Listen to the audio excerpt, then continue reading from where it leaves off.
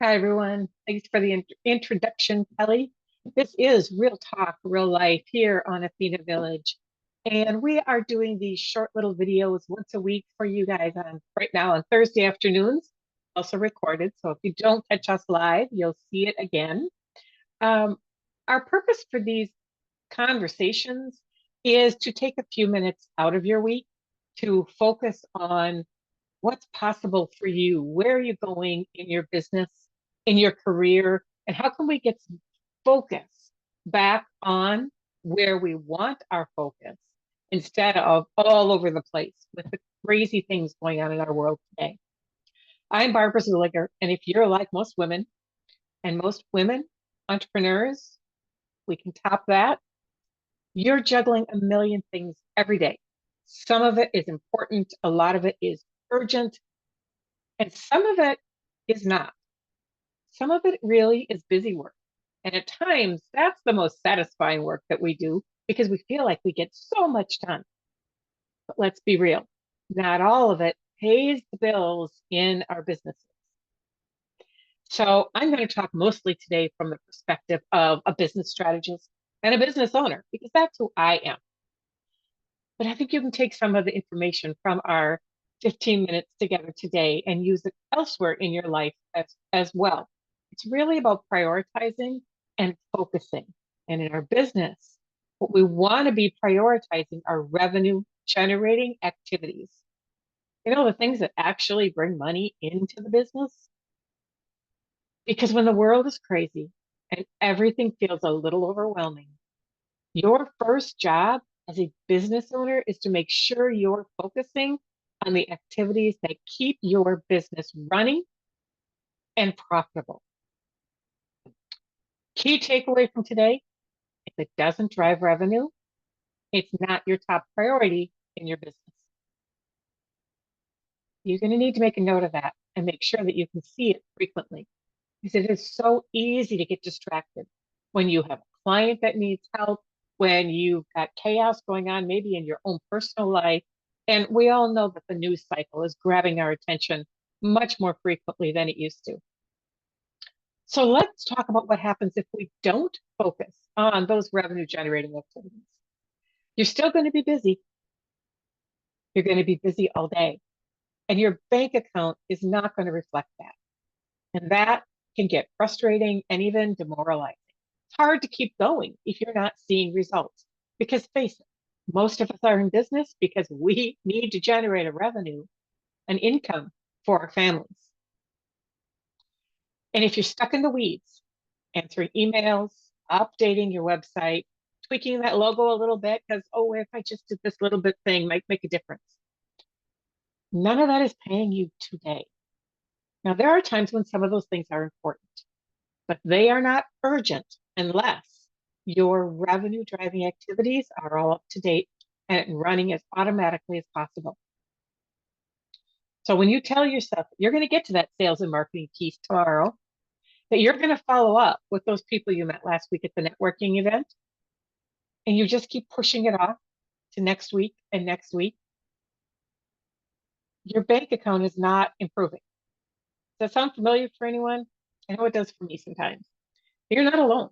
A lot of women in business struggle with this because we're conditioned to think that, well, working is hard. And if I'm working hard, I must be making money.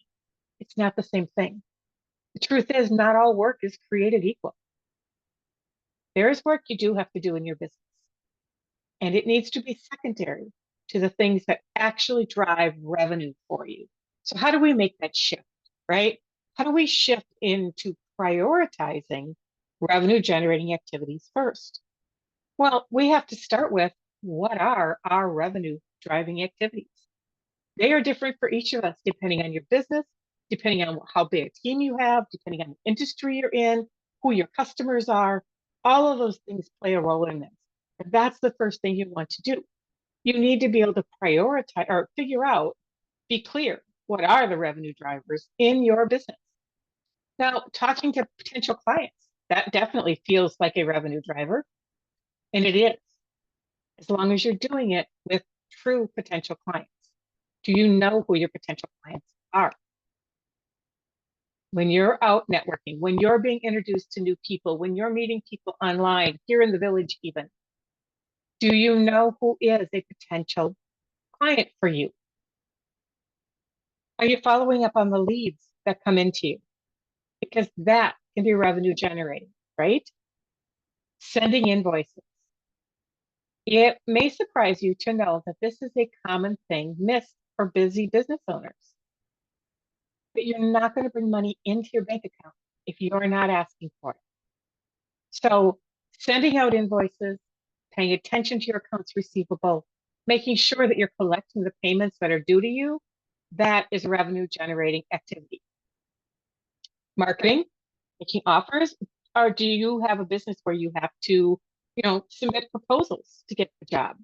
Are you in a retail size business where you need to be having refreshed products and offerings to get people in the door? What do you need to do to make sure that those potential clients, those potential leads, that they're seeing you? That's what marketing is all about. And are you fulfilling on the orders you have in front of you? If you're falling behind in getting your work out, that is definitely going to slow down generating revenue. Because not only can you not invoice for the work if you don't have it done yet, but if your prospective clients aren't seeing you deliver as promised, they're not referring you out. And that increases your workload when it comes to finding more potential clients. So what do we sometimes get caught up busy with in our business that is not revenue generating? Well, perfecting your website or even perfecting the things that are going out on social media. Yes, that's marketing. It's the perfecting piece that can sometimes slow us down. Make sure you're getting your message out clean, clear, and in a way that your client can understand it. Sometimes we feel like, well, is my space, it's not conducive to what I want to be working on. And you're going to reorganize your office for the third time. It's, if I just got a new picture, or if I just got a new chair, or I just need to go get those better pens that I really like. All of those things are distractions that can keep you from doing the most important work in your business. Spending hours on social media, well, we all got caught up in that. So how do you avoid that? Make sure that you are scheduling your time. And that's where we're going to start. What are the top 3 revenue drivers that you need to be doing in your business every week? Start with those. Start your work day with at least one of those money-making activities before you do anything else.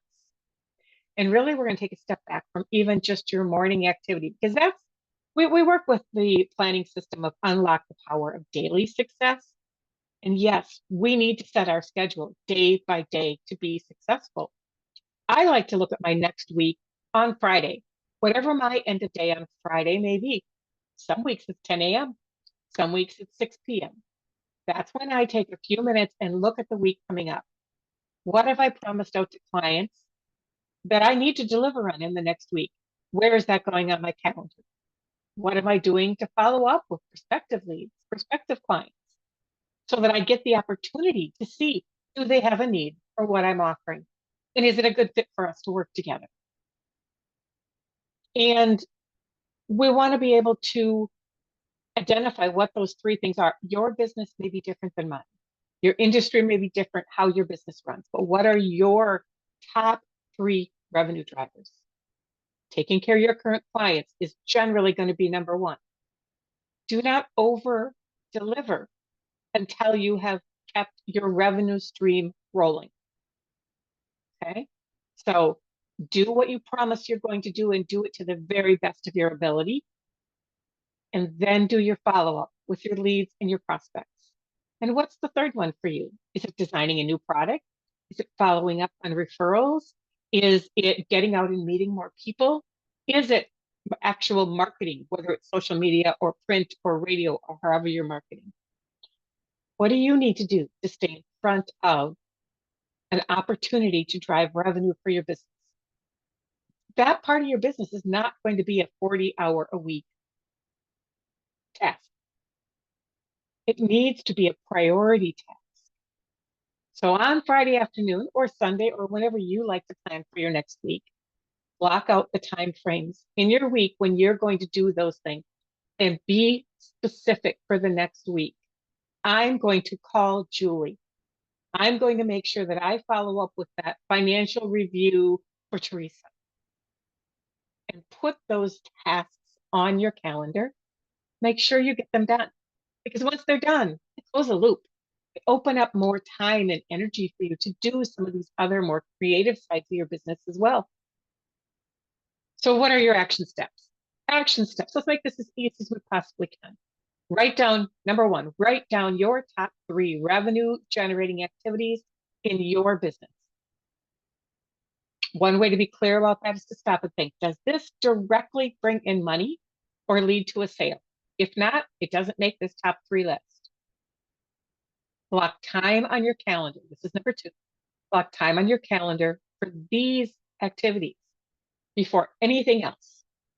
No checking emails, no admin work, no going to buy new pens, no just revenue, just focusing on just on the revenue generating moves you've identified for your week. Set a goal of how much revenue you need to bring in each week or each month and pay attention to that. Even if it's not a large amount on a day-to-day basis. Sometimes your sales cycle might be 6 weeks long, or it might be 6 minutes long if you're a coffee shop. Those are things that's helpful to know. For right now, I just want you focused on how much money do I need to be bringing in to be making the profit I want in my business. So that's number 3. Number 1, what are your top 3 revenue generating activities? Number 2, where do they fit on my calendar? And number 3, do this number 3. Do I know how much money I need to be bringing in? What are my sales need to be at each week or each month to be on track for where I want to be? Because not all tasks are created equal. And you need to prioritize the ones that are making you money.